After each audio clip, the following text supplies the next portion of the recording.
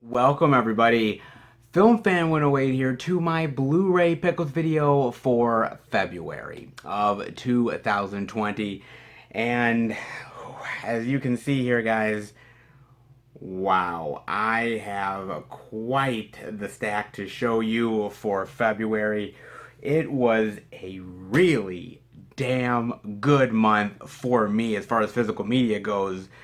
So let's get into it, shall we? With the first title that I picked up for the month, and I'm really excited about this one, and that is none other than Edge of the Axe right here from Arrow Video with the limited edition slipcover right here, guys. Did you guys really think I wasn't going to get the slipcover? Come on, guys. Yes, this is the limited slipcover. Now, when Arrow announced this, they announced that it was going to come with a limited slipcover and that it was only going to be limited to a certain amount and they were going to have some on their side, and Diabolic was. And it flew. It flew so fast, guys. And I was one of those people that was like ready to be like, okay, I'm going on there real quick. And I did. And I was lucky to get one because not everybody did, man. And it's beautiful, man. Look at the slip, dude. This is a nice slip, man. Very nice. There is nothing silent about nice in Paddock County. Very cool, man. Very cool. And on the inside, you have some more art right there. Not bad, man. Not bad at all. And I had never heard this movie.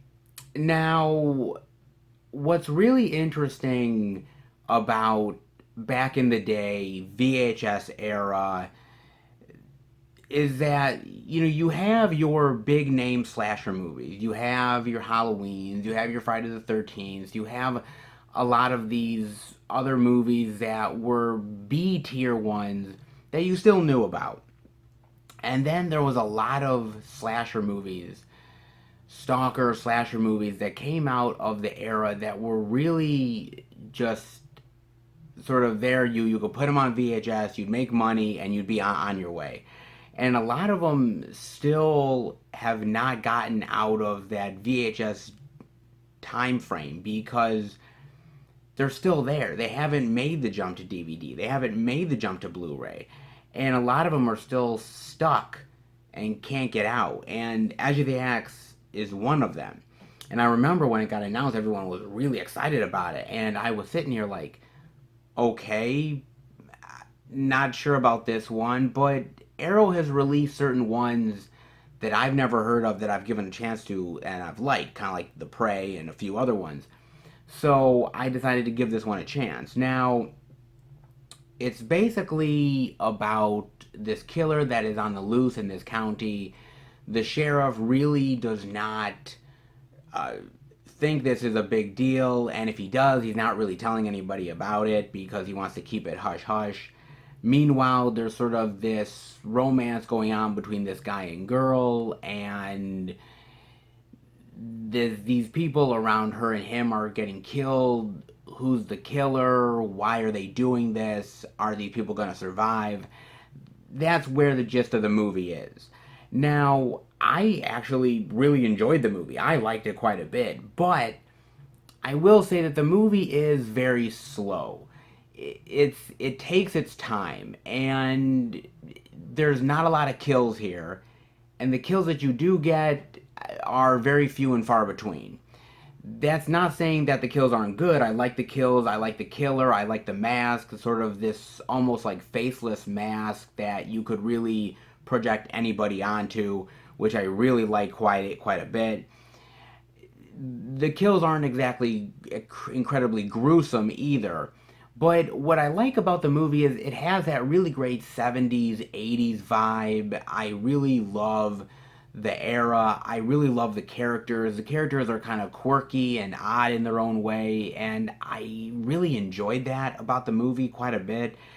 Yes, I'm a slasher fan and I'm a horror fan, and I wanted more horror in the movie. I wanted to pick up the pace a little bit. But that being said, though, I think what really kept me engaged was the characters, and I really liked them a lot. I got to know them, I got to sort of joke around with them and have fun with them and be scared with them, and that's what made the movie. The killings were cool, the music, the atmosphere was cool, but the characters are really what made it for me. Like I said, it's on the slower side of a slasher movie, and I could see why this movie isn't going to have a whole lot of fans because I think people are expecting the movie to be like full on, like, okay, this is going to be like full on huge slasher mode that's going to slash and hack everybody to death, big blood and gore all over the place. That's really not what this movie is. And I kind of was expecting that going in, and it was a little disappointing. And then I rewatched it again, and I really got to know the movie more and the characters, and I got used to the pace, and it was a little better the second time around. I enjoy the movie. I think it's really pretty decent for a slasher movie. It's not the A level slasher movies. It's not even the B level slasher movies. It was towards probably the C level. But I think it's one of those movies that I think people are going to enjoy if they go in with the right expectations. And also, if you're a slasher movie fan or a slasher movie aficionado, why not check this one out? I mean, to be honest with you, it's it's good to see these movies being put on Blu-ray, being put on this physical media format that people can engage with because I mean, when a lot of these movies are still stuck on VHS, they're still stuck in this, bygone time area where no one's finding them. So the fact that Arrow can save some of these movies is a real treat. Whether you like it or not, you have to at least acknowledge that, guys.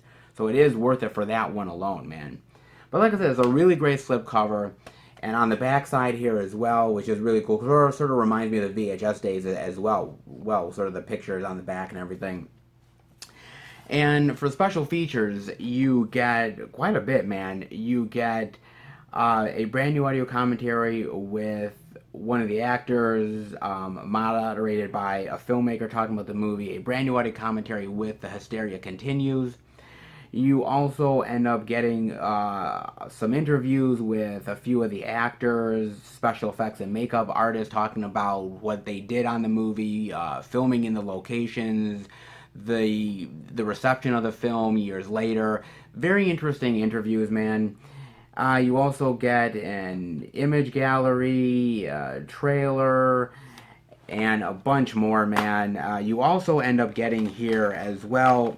You end up getting a booklet as well here, guys. And the booklet ends up having a lot of pictures and articles about the movie. And you can kind of see the mask a little bit better here. The mask is actually, again, like it's very faceless. It actually looks really, really cool here. I did like the design of that quite a bit. And what I will say, guys, is that it does have a cool little twist in the movie that once you see it, it kind of makes watching it a second time pretty cool, actually. So I think this movie is interesting. It has some good moments to it. It has some good points. It's not the best slasher movie you're ever going to see. It's certainly not the worst slasher movie. It's sort of in between, but it's a gem that I'm glad that Arrow definitely rescued, and I'm really happy to have it in the collection. I actually quite enjoyed it, man. Not bad. And the limited edition slipcover, which is, by the way, going for big money on eBay, man. Very big money. I'm not paying for it. Trust me. I already got it. But good luck to you guys if you're finding it, because it ain't going to be easy, man. Not bad at all. Definitely give it a look if you're a slasher movie fan. Edge of the Axe. And the next title that I picked up, guys, we're back to Scream Factory, and none other than Let's Scare Jessica to Death. Yes, now I had never heard of this title, guys, to be fair, never heard of this movie, but this movie came out in the 70s. From what I gather, this is a 70s TV movie that came out, and when this got announced, everybody was really, like, incredibly happy about this title, and I'm just sitting there like, somebody tell me about this one. And to be fair, the 70s and even maybe a little bit of the early 80s was a big time for TV movies. you really don't see that type of stuff much anymore, man. Really, the 90s barely had stuff like that for as far as I remember, and the 2000s, not much, really. So the 70s was a big time for that, and a lot of really great sort of horror stuff came from that. A lot of people, when they talk about sort of horror TV movie stuff, they talk about Bad Ronald, and they talk about Let's Scare Jessica to Death. That's pretty much where you see the two biggest influences of horror TV movies. There's other ones, but those two are definitely I think, some of the top tier ones. And so I was really incredibly interested to check this one out, especially since everyone was really singing high praise on it. I definitely had to check it out. And the movie is basically about this woman, Jessica, who has had this nervous breakdown, and she's out of the hospital finally with her husband and their friend, and they're at this home and trying to relax and just have a peaceful time. And there's this woman that ends up showing up. She's in the house, and they don't know where she came from or what's going on with this woman, but she seems fine enough. She seems cool. She's okay. And so they just let her stay with them. By the way, did I mention this one was in the 70s, guys? And I say that because times have completely changed. Like, if some random woman is in your house, you're telling her to get the fuck out, or you're calling the cops, man, or you're like putting her on like camera, on like, hey, world star bitch, like, you're doing something like that. The 70s, you were like, hey, she's hanging out in our place. Okay, we'll just chill with her. Like, totally different times, man. And so I found that really interesting, man. And slowly but surely, Jessica is hearing things. She's seeing stuff that may or may not be there. And is this all in her head? Are people out to get her? What exactly is going on? Like, there's so much sort of like paranoia in this movie, and it works really well, guys. This is a really well made movie. Again, it's in the 70s, but the atmosphere in it is really great. The acting here is phenomenal. And there are literally times where when you're watching this, at least for me, I didn't know whether like it was all in the character's head, or I'm going crazy. Like, I have no idea what's going on here. And even at the end of the movie, you think you know what's going on, or at least I did, and then you're still sort of questioning things at the end of the movie. You're still questioning whether or not it was all real, or whether or not, again, it was still in her head. You're not quite sure, man. And I think that's the brilliance of this movie, is that what you get out of it is really what you bring to the movie. Whatever your horror sensibilities are, whether you believe her or whether you don't, you bring yourself to this movie, and what you believe is you believe.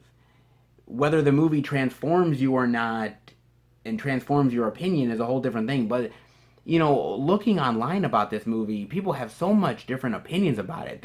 Sometimes some people believe that what happened to Jessica actually did happen to her. Other people believe that, well, look, there's evidence that says it's all in her head.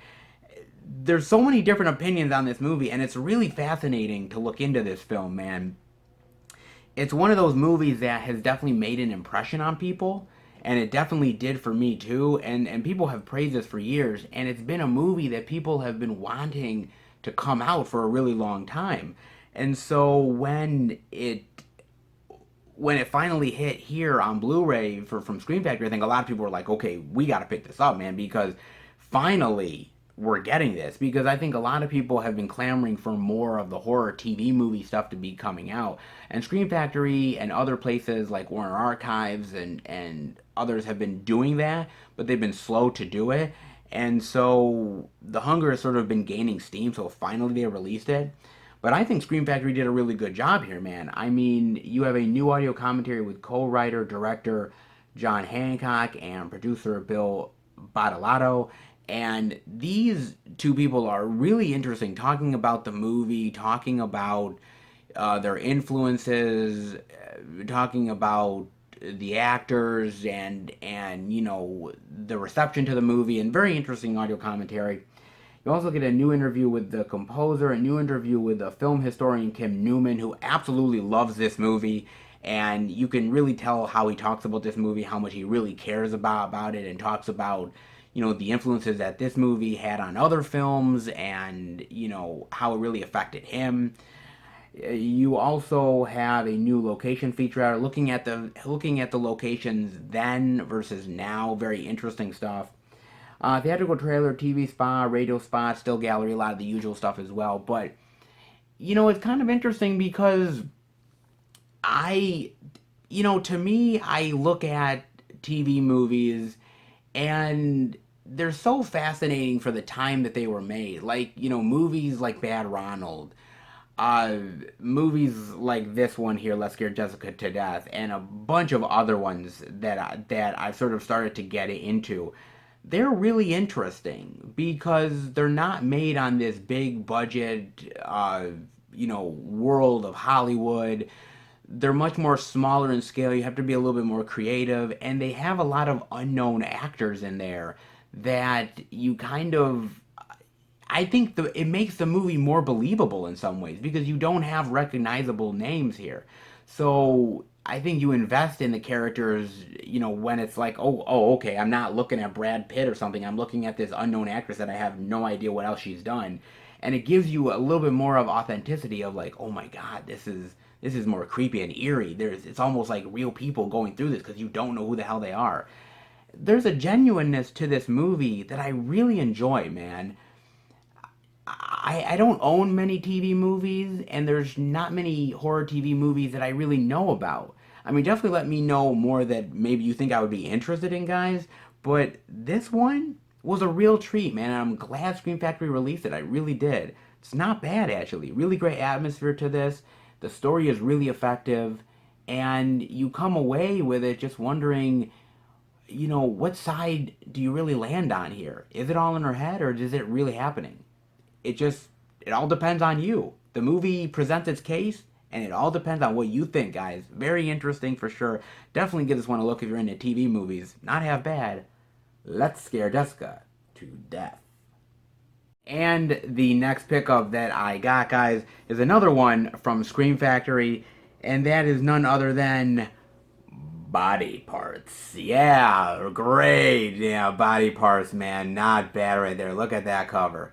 Great. Now, there also is art on the inside as well here. It's pretty much the same art, but it's just more of like greenish. Exactly. I like this artwork a little bit better, so I definitely wanted to get this one, but either or, man. They are still good here.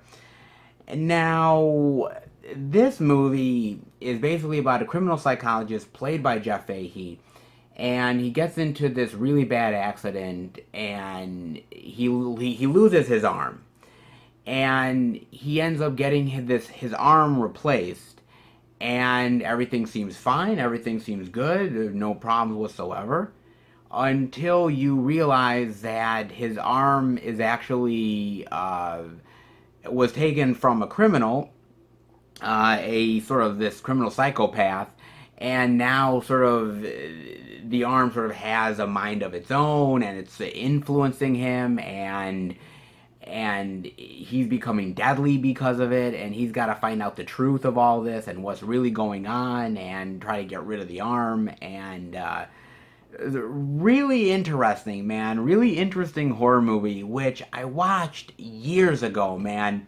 This is a movie I watched years and years ago, but god damn it, did I remember really loving this movie. And when Scream Factory announced it, I was like, oh, dude, Body Parts, man, awesome. It's such a great movie, dude. It's really great body horror.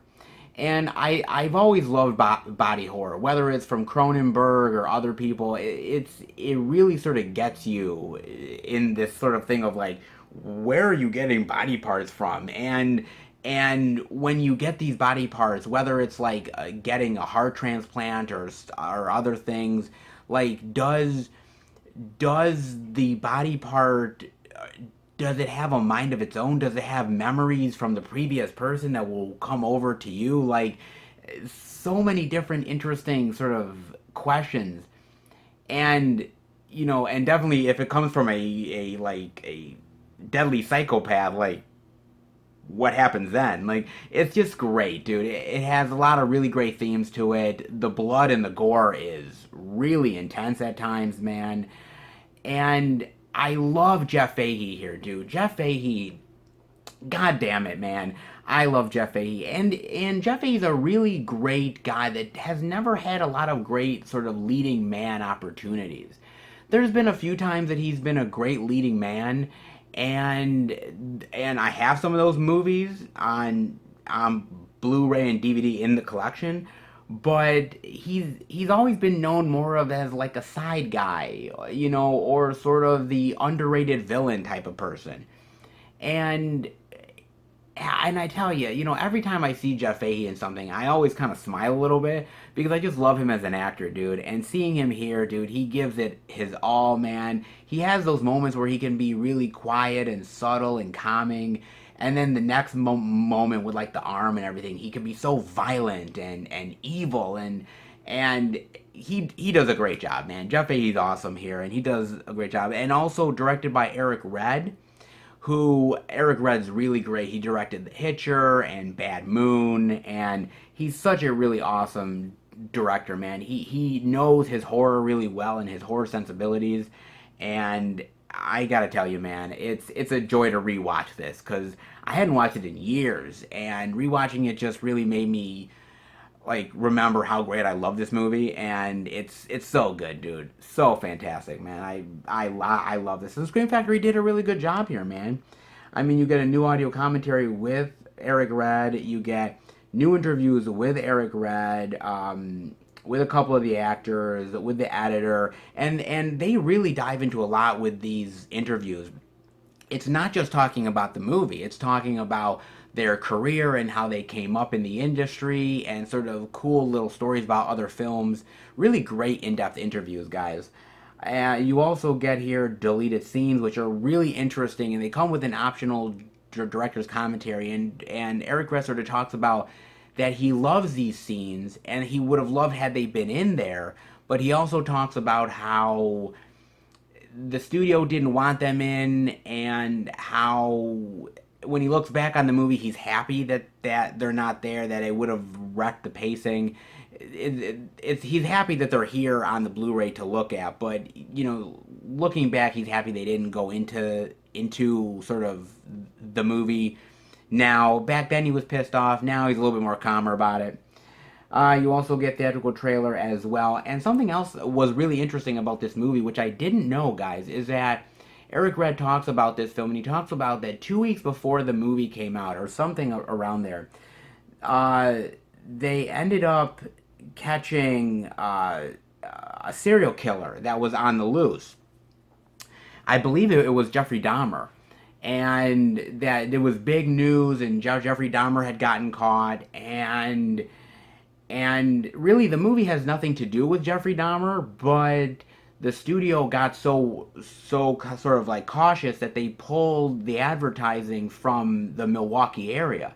And once they ended up doing that, then all of these big papers sort of took notice, and they were like, "Oh, Body Parts is scared because of of Jeffrey Dahmer," and then suddenly the movie got lumped in with Jeffrey Dahmer, even though the movie has nothing to do with that, and it just torpedoed the film. So, Eric Red sort of talks about that, but it was sort of, it's kind of interesting because a movie can be well made, it can be really well done, can be a really great movie, but it really depends on timing. Because you could have a really great film, and then suddenly what ends up happening is that your movie ends up taking a complete and utter crap because timing just goes right out the window. And suddenly, 2-3 weeks before, suddenly there could be a massacre that happens, or some serial killer gets caught, and your movie ends up getting caught in the crosshairs. I hate to say it, but it happens a lot more than we'd like to say, man. And unfortunately, Body Parts kind of got killed because of it. But doesn't matter, man, because the movie is really great. And I just also want to say one more thing, is that This movie came out in, I believe, not 91. And I've always told you guys that 90s horror is really fantastic. And it is so underrated. And we always talk about sort of 80s horror and we talk about 70s horror. And 90s horror tends to always get a little bit, I don't know if it's given sort of a back seat, but it sort of sometimes it gets sort of pushed to the side. And there are so many really great, wonderful horror movies from the 90s that really deserve another look, and Body Parts is definitely one of them, guys. So definitely give this one a look, man. Really great body horror stuff. Worth checking out, man. Not bad. Body Parts. And then the next title that I picked up is actually, crazy enough, is a DVD. I don't really pick up DVDs much, but this one I definitely did, and that is Collision Course with Pat Morita and Jay Leno. Now, how many times can you actually say Jay Leno was a major star in a movie? Not many times, guys, but here it definitely is. Now, this movie is basically about this Chinese cop played by Pat Morita. He's going to the Detroit area because there was this, I believe it's, this engine design, this revolutionary engine design that got stolen from Tokyo, and he's going to the States to try to find it, to find the bad guys that did that and bring them to justice. And he ends up being partnered one way or another with another cop played by Jay Leno. And sort of they're on the hunt for these people and also trying to deal with sort of the divide that they have with one another, and yet trying to be friends, and the hilarity that ensues from there, man. You know, this is one of those movies that I remember really loving. I watched it back in the VHS era, dude, when, again, my mother and father were taping movies on VHS, and this was one of the movies. And it was so hilarious, dude. I had so much fun with this movie.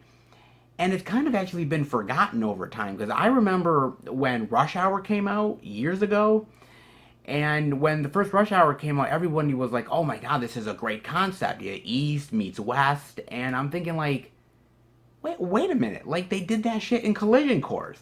Like, Rush Hour is stealing Collision Course's shit. Like, what the hell is this, man? Like, I was angry. I was like, nobody remembers Collision Course? Like, dude. But rewatching this, oh man, it was like such a blast from the past, dude. I loved everything here, man, about the movie. The jokes were great. I love the scene and sort of the bar in the club where Pat Morita has the girls around him, and he's sort of dancing and everything. And I love everything, dude. It is so great, man. This movie is awesome. And the reason why I have it on DVD is that this movie has, in some parts of the country, when there's been a Dollar Tree sale, this movie has kind of been making the rounds a little bit at certain Dollar Trees. I haven't found it at any of them. But I'm a part of this Facebook group where a lot of people sort of sell and give away movies. And, and this guy ends up actually, talking about Collision Course. And I was like, hey, do you have an extra copy, or can I buy your copy? And he said, yeah, he had an extra copy, and he actually, was interested in sending it to me. And I said, okay, how much do I owe you? I'll pay you whatever. I mean, I know it's only $1 that you got at the Dollar Tree, but, whatever, you want, $5-10, cool. And he's like, no, you can have it for free. I'll send it your way, and yeah, you're cool, man. And I thought that was really awesome, dude. I mean, I'm so amazed by the movie-loving community that we go out of our way to help others out. Yeah, there's some douchebags out there that charge a lot of money for shit, and they're assholes. But sometimes you get some really great people out there that are willing to just share their love of movies and give things to people, and this is one of those times. So thank you so much, man. I really appreciate it. Collision Course is so awesome, and I'm hoping one day in the future that this actually gets a Blu-ray release. God willing, dude, I really want that, dude, because this movie deserves a great Blu-ray release. In the meantime, dude, I haven't seen this movie in years, and I was so happy to revisit this. I can finally add it to the collection, and I finally have a great leading movie with Jay Leno in it. I can finally say I have it in the collection, guys. Not half bad. If you've never seen Collision Course, Definitely do it. You guys will not be disappointed. So much hilarity, so much fun. And Pat Morita, dude. How awesome is Pat Morita? He's great. Give it a chance. Way better than Rush Hour. Guaranteed. Collision Course. And the next pickup that I got, guys, is one of the brand new releases that came out in the month of February.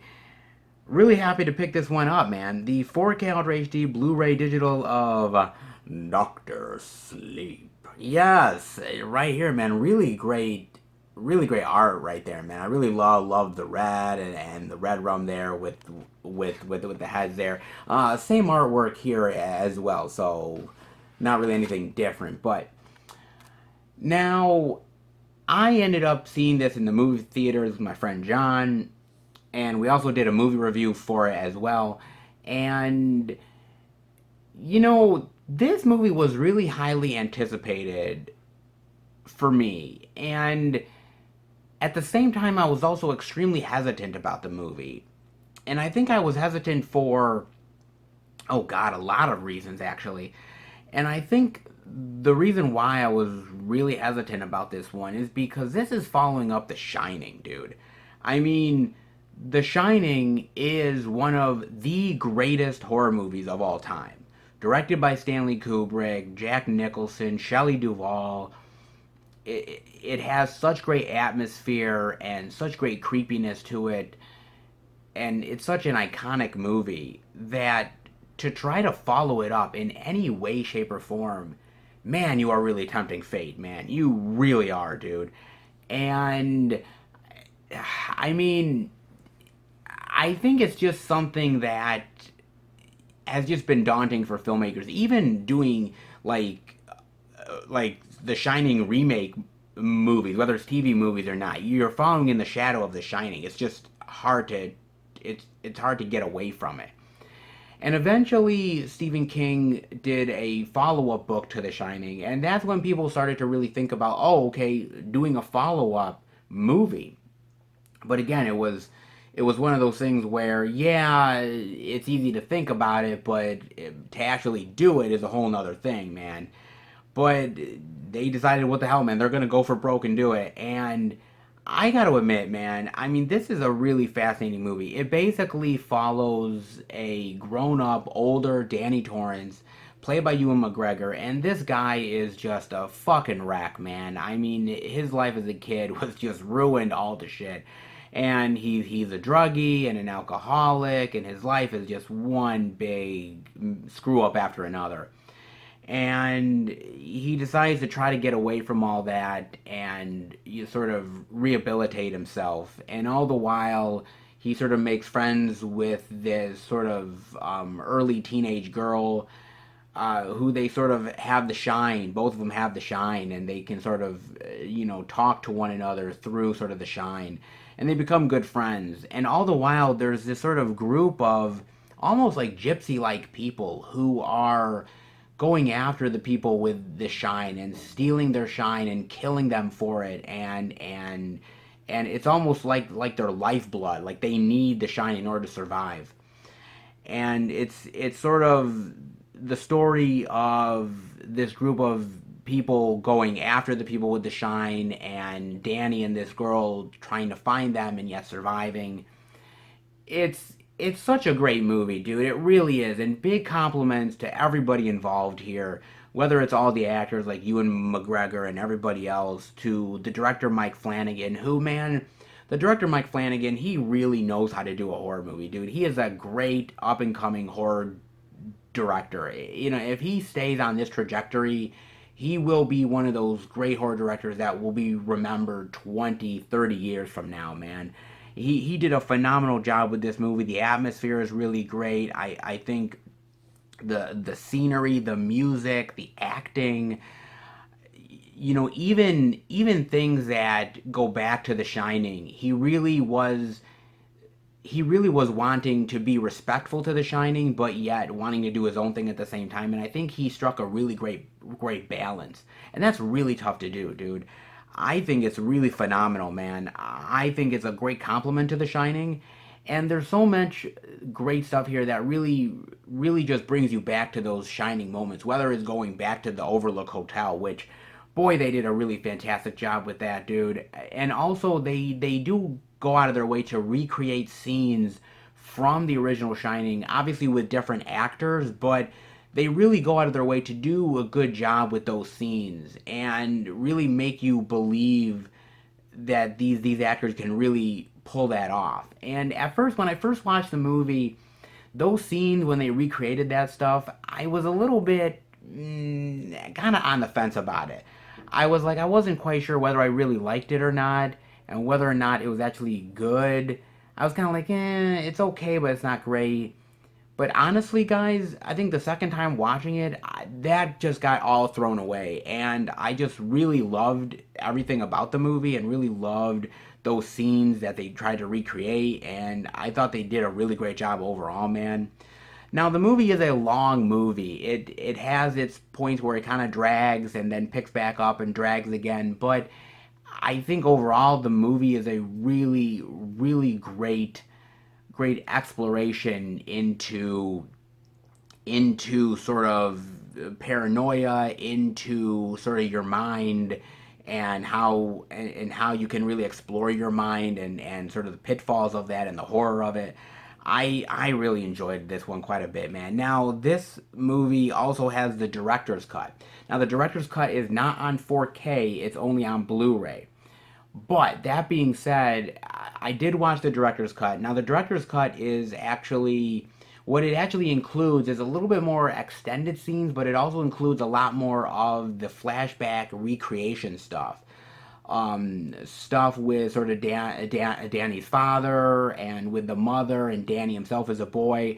There's a lot more of that in the movie compared to the theatrical version, which I actually liked. I actually liked those extended scenes. I'm somebody who actually likes a lot more director's cuts than I like theatrical cuts. I like that they got to explore the stuff with the family dynamic more and the recreation of the scenes. I think it makes the pacing flow better. Yes, it's a longer movie, but I think the pacing ends up flowing better, and I think you end up getting to know the characters more, and I think the movie is more effective in the director's cut than it is the theatrical. I like both cuts, but I think the director's cut is better though. That being said, I think even the theatrical cut is worth watching. I think it's really great, guys. And you get here the making of Doctor Sleep, Return to the Overlook, a new vision from Shining to Sleep, and it's all these little featurettes that are kind of strung together, and it almost forms like almost like a mini documentary in the making of this movie, talking about recreating the elements from The Shining, but yet being respectful to Stephen King, talking about taking these characters and inhabiting them in this brand new version, and sort of updating the story.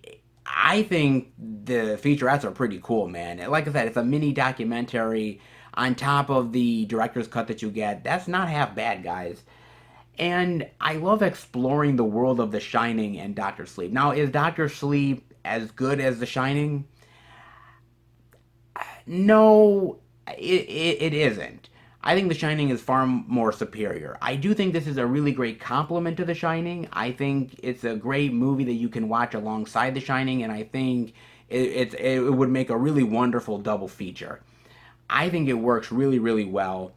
And I know that they're going to do more stuff with the Shining world. I heard that J.J. Abrams is producing like an HBO TV show that's going to be a prequel with the Overlook Hotel, which is cool. It's interesting. I sort of like the Overlook Hotel as sort of the backdrop to sort of all the madness that is going on. I don't know if I exactly need a TV show to dive into the history of the Overlook. I don't quite know if I really need that, guys, but if they're gonna do it, why not? It's a good time to do it.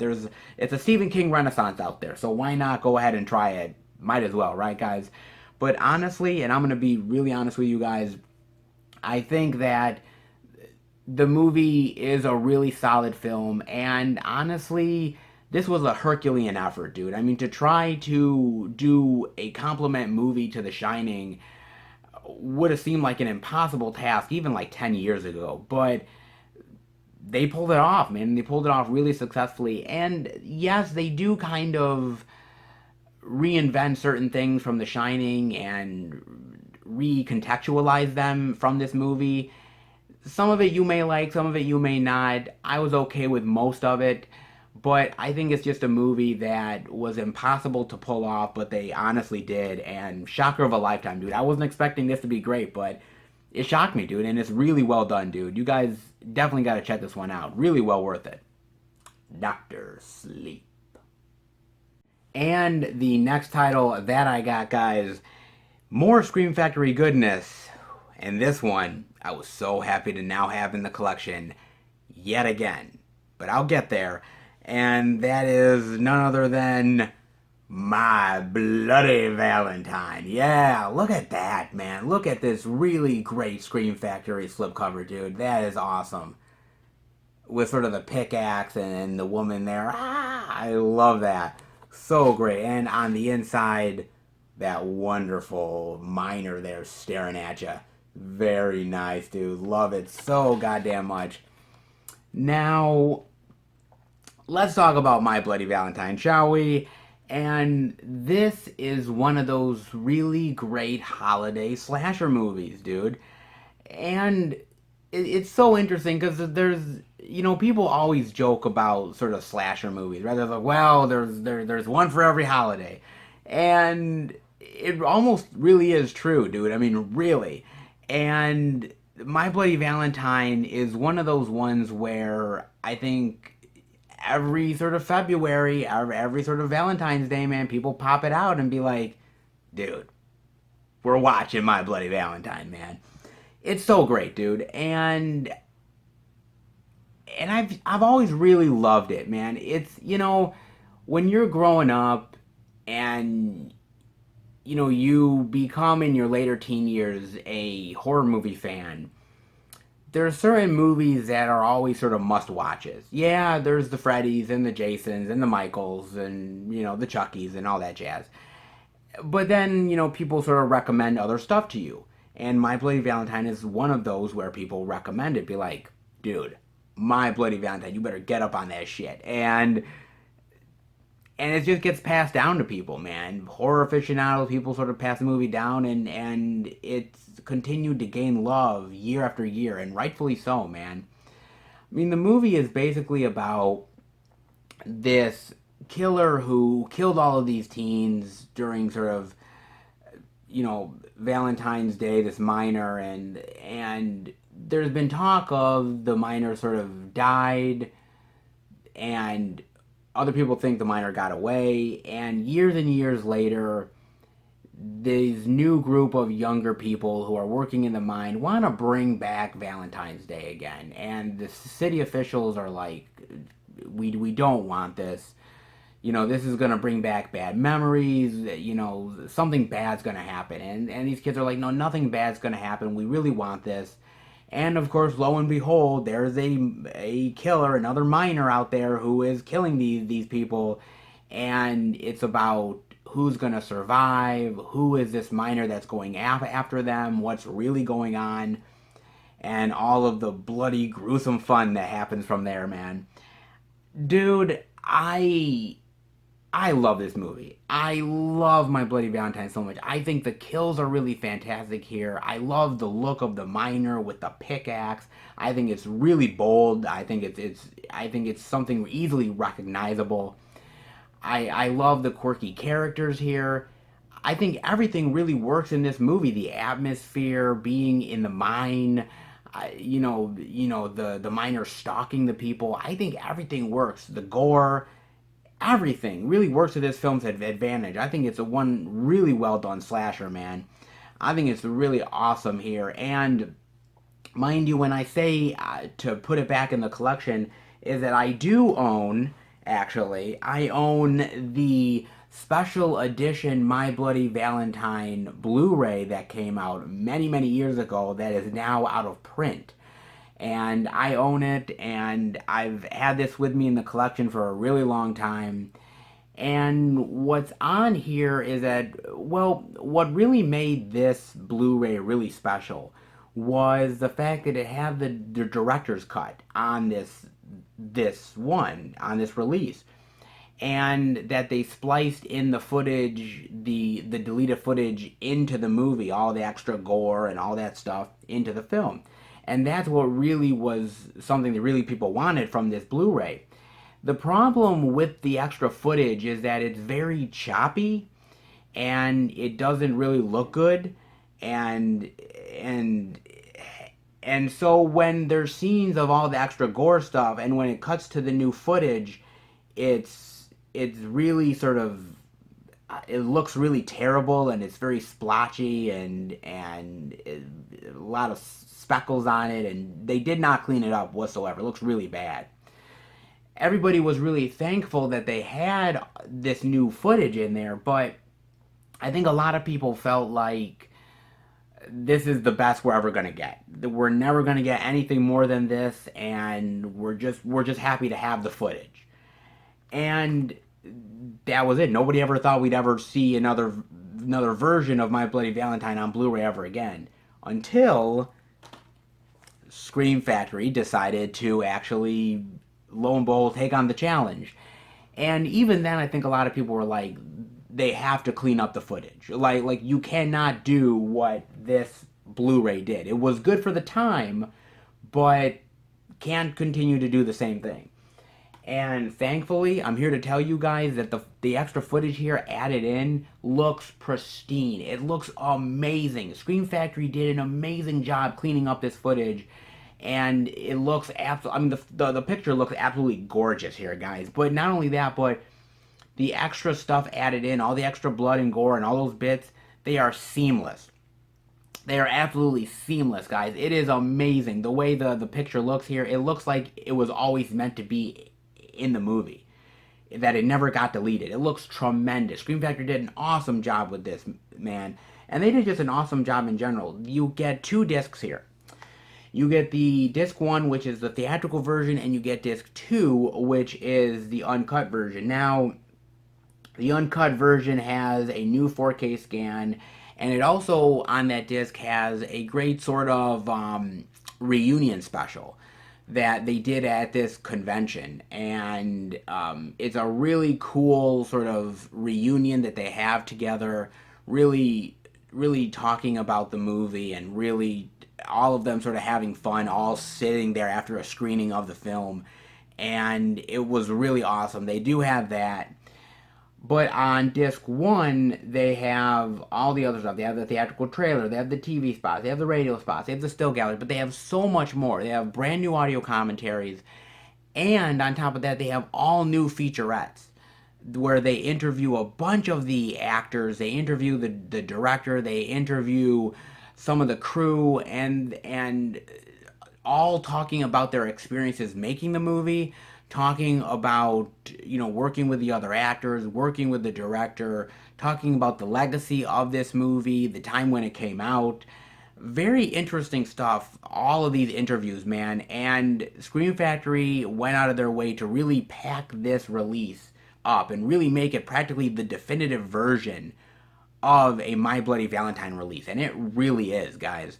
I really love this release so much. I mean, Scream Factory gave the love that this movie greatly deserves, and I can't thank them enough, dude. I mean, this Blu-ray release was good for the time that it came out, and I'll never hate on this release, because for fans of My Bloody Valentine like myself, we always wondered about the deleted footage, and we got it here, and it was such a pleasure watching it. But this release really is now the definitive version of My Bloody Valentine. And I will always watch the uncut version or the director's cut.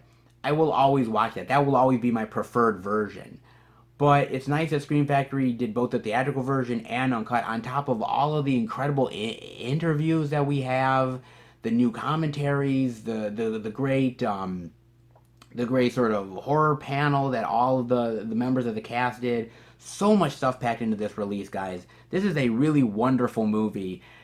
And add this on top of really great holiday slashers that we have, man. Things like Halloween and so many others, dude, that we've gotten over the years. This is one of the top tier ones. It really is. Maybe it wasn't at the time when it came out. Maybe people really didn't consider it sort of a great slasher movie at the time, but over the years, it's gained a lot of love, and rightfully so, dude. It's really fantastic. And, I will say this much, though. I will also say this. They did do that remake of My Bloody Valentine, which usually I'm not a fan of remakes, but I will say that My Bloody Valentine remake is actually pretty damn good. And the reason why we even got this release was because of the My Bloody Valentine remake. Because in order to promote it, they actually decided to put this thing out. So if it wasn't for that, we may never have gotten this in the first place. So thankful to that one, and that one is actually a really good one. There's been talk over the years of them doing a sequel to this movie. I know they want to do it. I would say no on that. And the reason why I would say no is because, you have a good thing here. Leave it alone. The remake was really good, which is shocking. This is good. You've tempted fate enough. We don't need a sequel. I'm happy with having this one. And this one is staying in the collection for good, man. I really love this so much. And this is such an awesome slasher movie. So happy it's finally gotten the love it deserves. Definitely get up on this if you haven't checked it out yet, man. Pretty damn good. My Bloody Valentine. And the next title that I picked up, guys, is a Blu-ray from overseas, from the UK, actually. Eureka Entertainment. And that is none other than Bliss. Yes, I picked up Bliss from the UK, guys, with this really great limited edition slipcover right here. Really interesting. Almost looks like a mosaic painting or something. And on the inside here with the same artwork as well. Not half bad here. Now, this does have a US release, but what makes this a limited edition over in the UK is, of course, the slipcover being limited, as well as there is a booklet on the inside, and the booklet here really has this booklet here, and on the back side has stuff like that, and basically there's pictures and articles really talking about the movie and everything, so that really makes it a limited edition from the UK versus in the States. But I was interested in checking the movie out because of Joe Bagos. Now, Joe Bagos is a really great horror director, a young horror director, has directed great things like Almost Human, Mind's Eye. Recently, he came out with VFW, which is a great horror movie as well. And Bliss is one of those ones where I don't think many people really know about this movie. And I didn't really even know about it until I sort of was on Blu-ray.com and heard about this movie, and I'm like, I had never heard about this one. So this was really interesting for me to want to check this one out. And basically, it's about this young woman who is this sort of starving artist, painter, and she's sort of just down on her luck. She owes rent to her landlord. She can't get paid by the people that need to pay her for her work. She's not really in a great creative headspace. She's not making the art that she really needs to make. She has sort of a slummy boyfriend, and she just doesn't know what she's going to do with herself. And one night she ends up going out and partying, and she takes way too much cocaine, and she ends up getting with these two people, this really wild, crazy sex orgy thing, and just has one night of crazy debauchery. And she wakes up in the morning and she realizes that the painting that she's working on, there's actually more done to the painting. Like there's a little more done. It sort of looks like there's people that are sort of worshiping something on the painting, and she doesn't remember painting on it. She doesn't know what's going on. She must have like somehow not even remembered that she's painted it and whatever, right? And after that night, things are starting to happen to her. Weird, crazy things going on in her head.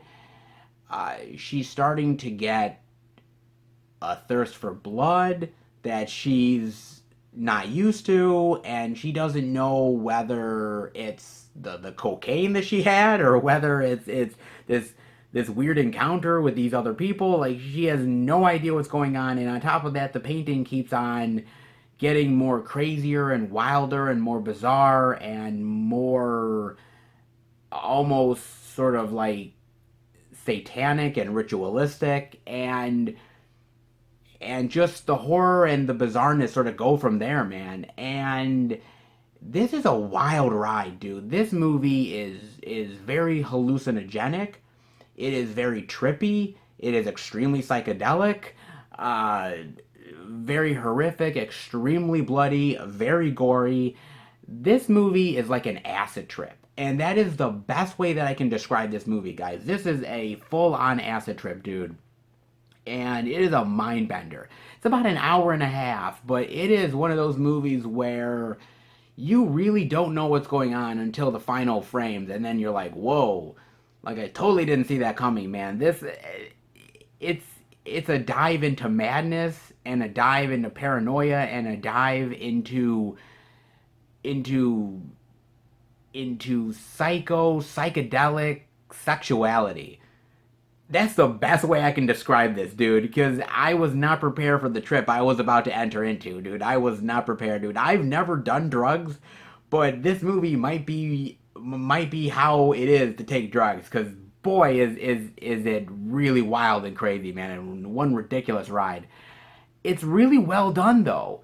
It's really well done. I love the acting here. I love the slow descent into madness. I love the designs of the painting, of these almost like, when you go out into the world at night, because it's so much more interesting versus day and night, right? Because daytime, you have the normal people that are out, right? The everyday people, and then the nighttime sort of brings out the freaks and the weirdos and the not so normal human beings. And this is one of those movies where you just dive into the underbelly and the seediness of the world, and it's really fascinating, dude. Like, this definitely is a very indie style horror film, dude. I mean, this is one of those movies where I think, like, Joe Bagels just went in and just went down and dirty and rolled up his sleeves and did this movie, man, on the cheap. But he did such an awesome job with this, dude. And I really loved it, man. I don't want to give too much away about the movie, but dude, it really is an acid trip, and that's the best way I can describe this, dude. But I was so pleasantly surprised by the movie, and I didn't even know what I was going in expecting, but it really threw me for a loop in a really good way, honestly. Yeah, this isn't bad, dude. Now, again, you also get some special features here. You also get 3 audio commentaries. Now, it's wild, dude. You get 3 audio commentaries. You get one with the director and the main actress. You get one with the director and the producer and the FX team. You also end up getting one with a couple of film historians from the Daughters of Darkness podcast, which is really interesting. And everybody has different angles in the audio commentary and how they really talk about the movie, which is really fascinating. You also get a deleted scene as well and trailer. But it's such an awesome and interesting movie, and I was so pleasantly surprised. One of the audio commentaries that has Joe Bagos in it, he talks about some of the influences on this movie, and in particular the title sequence. He talks about how he was influenced by the movie Freaked, the Alex Winter movie Freaked, and the opening credits sort of, he wanted that same style, and I'm like, dude, I have never heard anybody be influenced by the movie Freaked, and I was like, dude, that's why I love Joe Bagos, dude. This guy gets it, man. He's God, dude. He's a horror aficionado, but he makes really cool sort of indie horror titles as well. Bliss is one of those really ones I did not know what I was expecting going into, dude. And it is a true indie style horror film. It's down and dirty, it's gritty, but it is really hallucinogenic, really psychedelic, and goddamn, man, I definitely won't be doing drugs anytime soon if this is what happens to you. Oh boy, baby. Wow, that's some crazy shit, dude. But really well worth it, and I'm so happy that I have in the collection now. More Joe Bagel's goodness. Can't beat it, dude. Psychedelic horror. Crazy, but very interesting. Not bad, guys. Bliss. And the next pickup that I got, guys, is it's all about trauma, baby. Oh, yeah, it's all about trauma. Another trauma title hitting Blu-ray, and that is none other than Terror Firmer right here, guys. Yes, with that really wild art, man. The 20th anniversary of Terror Firmer. God damn, I'm old, man. Shit. Okay, let's talk about this movie. Specifically, let's talk about Trauma, because, man, Trauma is such a wild company, dude. You know, anytime you put in a Trauma movie, you really just have to strap yourself in, and you are in for the most wildest, ridiculous, over the top ride that you can possibly imagine. And God love Trauma, dude. Really, honestly, God love Trauma, because they do not give two fucks. I mean, seriously, this company does not give two shits. They are gonna put in the piss and the shit and the vomit and the nakedness and all the crazy stuff. They will do whatever they want, man.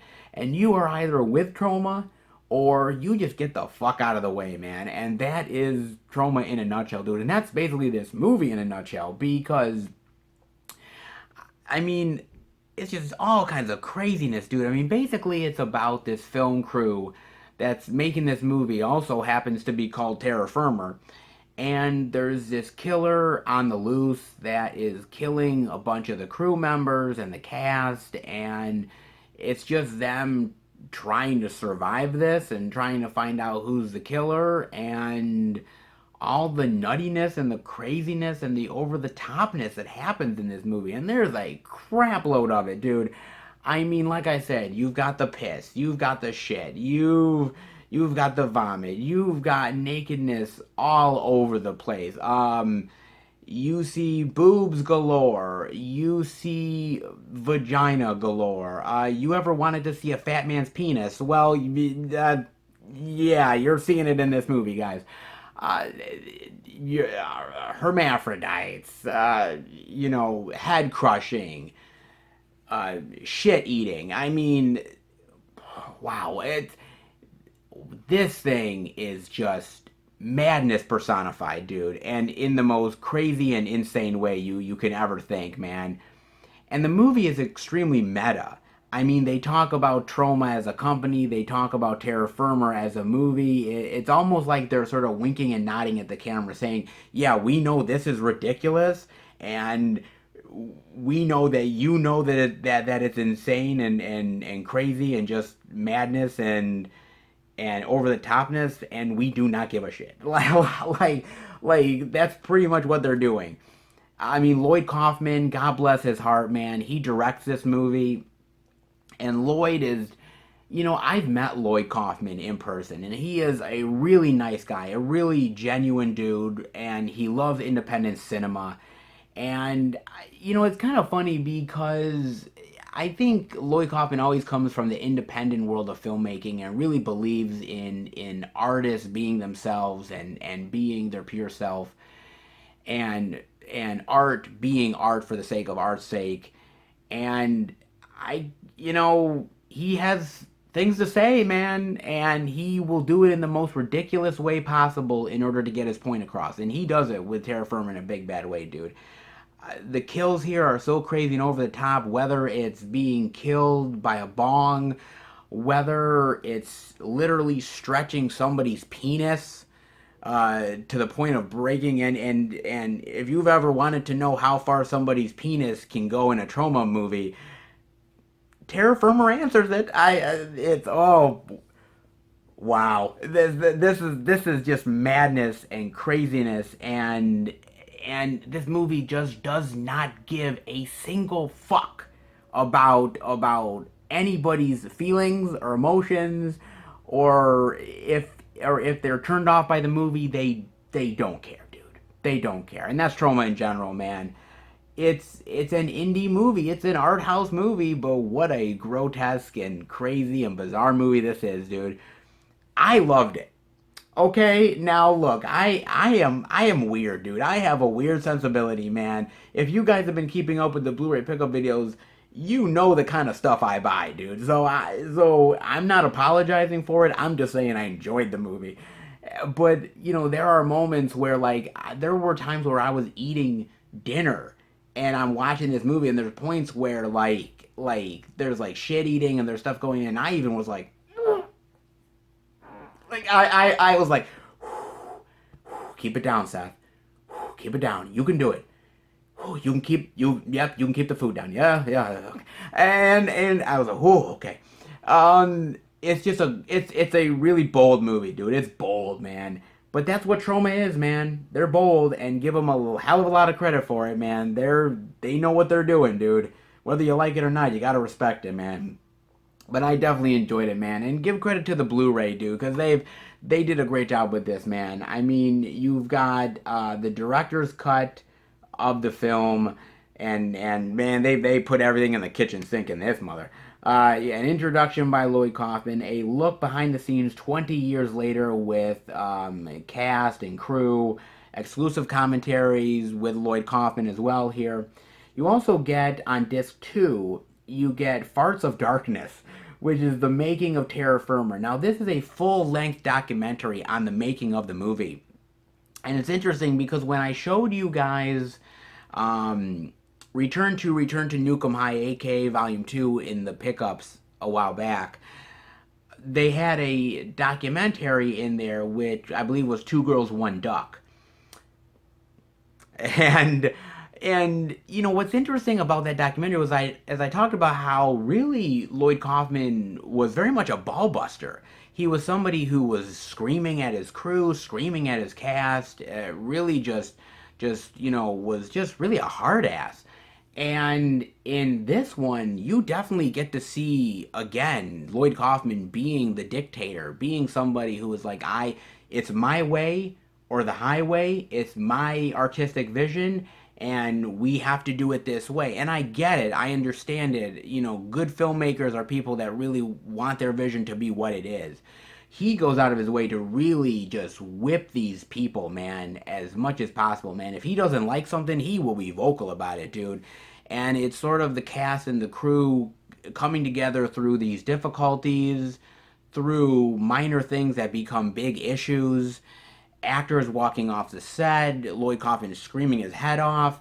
It's a very fascinating documentary, dude. I really enjoyed the documentary, almost as much as the movie. It was really fascinating. You also get music videos, bloopers, audition reels, interviews, trailers. This Blu-ray is packed, dude. It has a lot of great stuff in here. So they definitely went out of their way to pack this Blu-ray in a major way, and they did a really great job, man. This is a wild ass movie, dude. There's no other way to really describe this movie other than to say it is a descent into the most over the top madness you may have ever seen, man. But I love Trauma. I love Lloyd Kaufman. I really enjoyed the movie for what it's worth. It's not going to be everybody's cup of tea, guys. And if you're not into Trauma movies, this is not up your alley. And I can't even say where's a good movie to start for Trauma. Like where's like the movie where you sort of go from zero and sort of get to like 1000. There's no movie to do that. Every movie is just crazy and ridiculous from Trauma. Like I said, you either like them or you hate them, but you gotta respect them, man. And I hope we see more Trauma goodness on Blu-ray in the future. I'd like to see certain ones that are on my wish list for Trauma, and hopefully we'll get it at some point, but seeing things like Terra Firma come on Blu-ray is definitely a good sign, and hopefully we will get more Trauma goodness in the future. Let's hope, guys.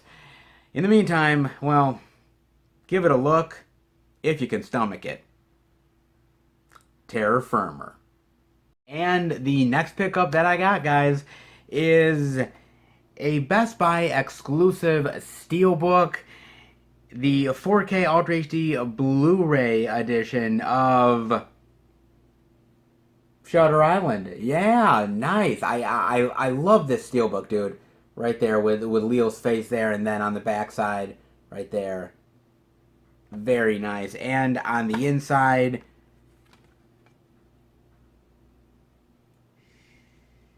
very nice. I love this, man. And God, it has been so long since I saw the movie, dude. And when I saw it at Best Buy, it was just something I had to get, man. I had to.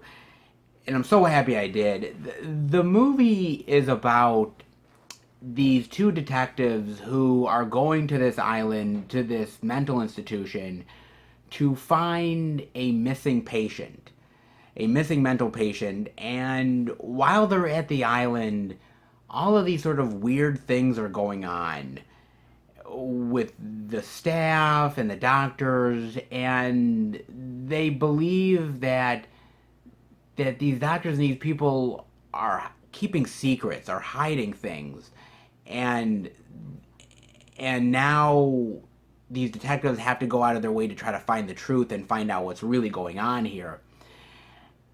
And I won't say anything more than that. The movie is so fantastic, man. It's so well done and so well made, and you're on the edge of your seat the majority of the movie. And it's just a great movie that I think not only will you enjoy it the first time you watch it, but I think after you really know what's going on and watch it the second time and the third time and so on and so forth, I think it almost makes it more of a richer experience. I really do, man. I think it's so well made here, and Martin Scorsese really has to be given a lot of credit here, man. And so does Leonardo DiCaprio. And what's really interesting is that nobody really ever talks about this movie, I find. When you're talking about Martin Scorsese and Leonardo DiCaprio, you talk about movies like Gangs of New York, or you're talking about Wolf of Wall Street, or The Departed. I mean, those are the movies that you're talking about. No one really ever goes out of their way to really talk about Shutter Island, but they really should, man. It's tense. You're on the edge of your seat, and you really don't see the reveals coming. And when they do, I think that's why it makes it so much more of a richer experience. You have so many great actors here, man. I mean, Leonardo DiCaprio, Mark Ruffalo, Ben Kingsley, so many wonderful people here that are in this film and do such a wonderful job. And it's so interesting because a coworker of mine a while back ended up actually coming to me and saying, Seth, have you ever seen Shutter Island? And I said, yeah. And he's like, dude, I watched it for the first time and it blew my mind away. And I'm like, it is really good, isn't it? And he's like, yeah, dude. It's like I didn't see it coming. And then it was funny because he said he watched it a second time, and then he was like, wow, I picked up on things that I didn't pick up on the first time, and it's so fascinating. It really, honestly is. And if you love movies like Memento and stuff like that, then I think Shutter Island is one that is instantly a watch. It has to be. It's so well done. It's a mind bender, but in the best way possible. It honestly is, man. And you get here basically two featurettes. I wish we would have gotten more like a commentary or something, but unfortunately we didn't get that. You get two featurettes, and basically they're just about the making of the movie, adapting the book, and how the actors really influence the material. Because what's really fascinating and what I really loved about the featurettes, especially one of the featurettes, is that they talk about the actors having to kind of almost do double duty as actors on this movie. Because not only do you have to play it like you have to play it for real of what's really going on here in the situation, but you also have to also play it in a way that when you watch it the second time, you can pick up on things. It's very interesting how the actors had to really go about playing their roles, man. It's really fascinating. Like I said, I really like the featurettes. They're short featurettes, but really fascinating. And I wish we would have delved into more, man. But unfortunately, we really didn't. This movie though is so worth checking out, man. I mean, if it's got so many great themes in it, it's such a well done movie, and it's a movie that's really gonna mess with your head, but it's so well worth it's so well worth it to dive into this movie because it really is well done, man. And I love every second of it. I didn't own it in the collection before, but I'm damn glad to have it now, man. Definitely worth checking out, especially if you're a fan of Leonardo DiCaprio and Martin Scorsese. Top of their game, man, by far. Shutter Island.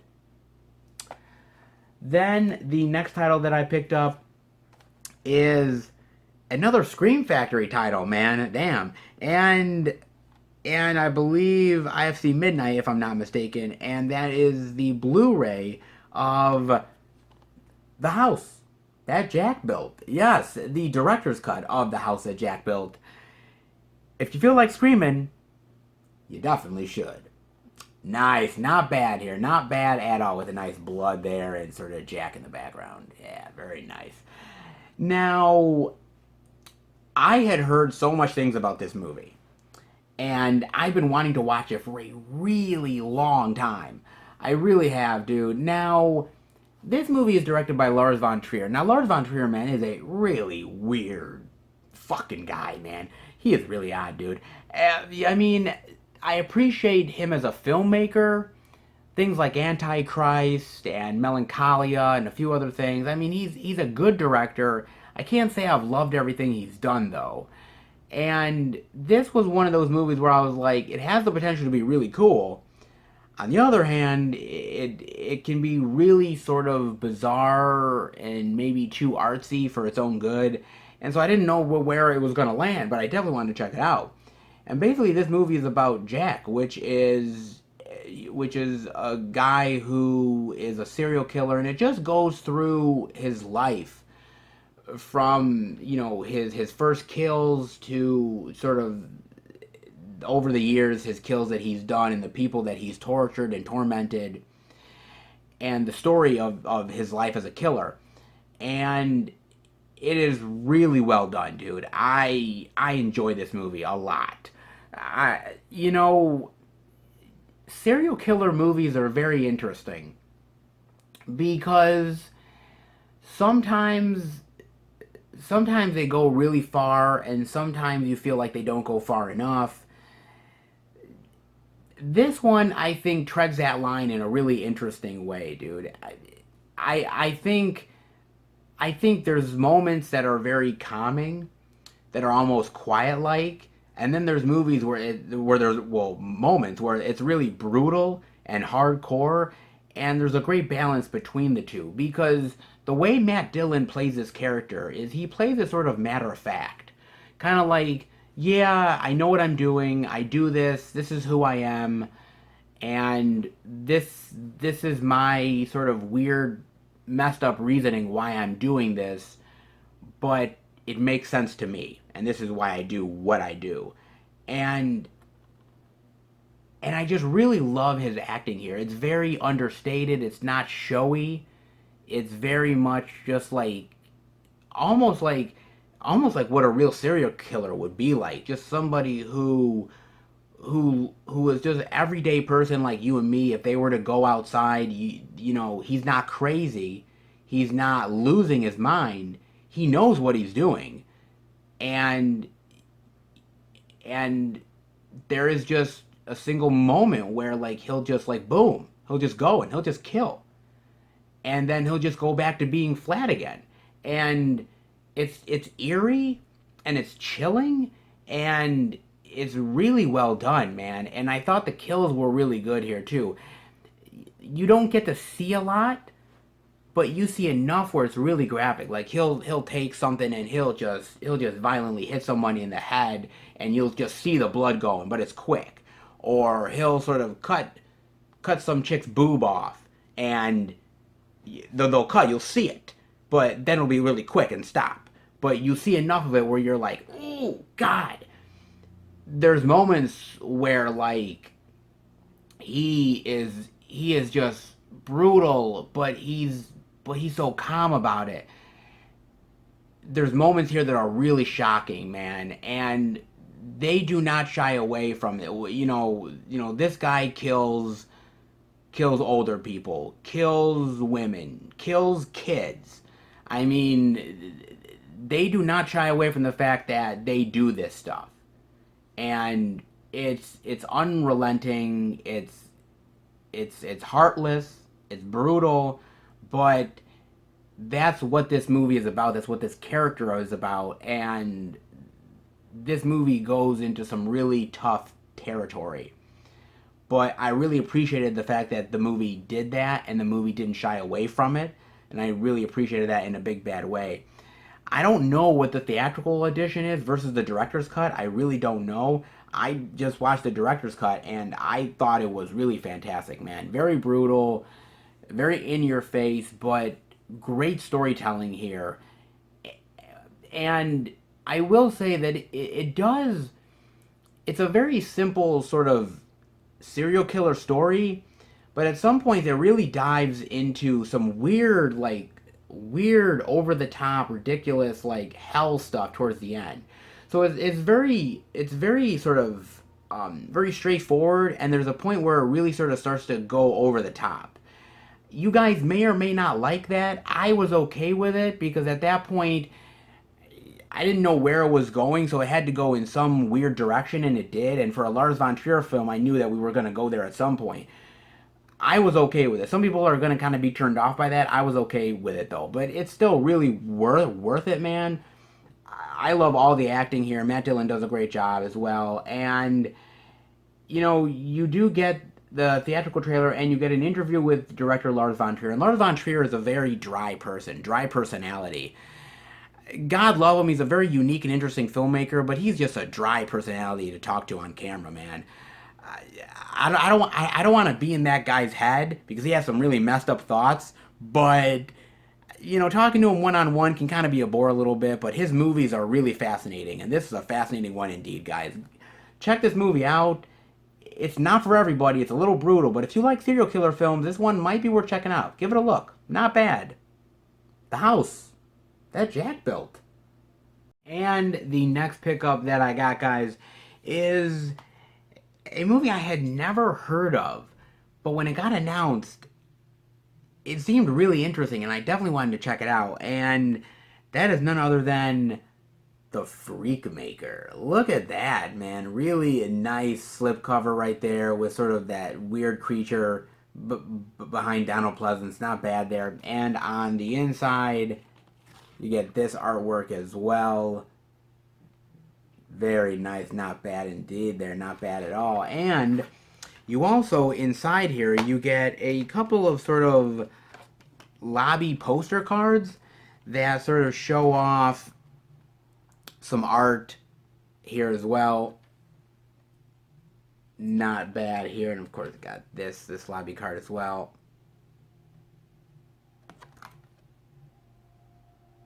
Very interesting, man. Very interesting indeed. So, this movie, right? This movie is a Diabolic DVD exclusive.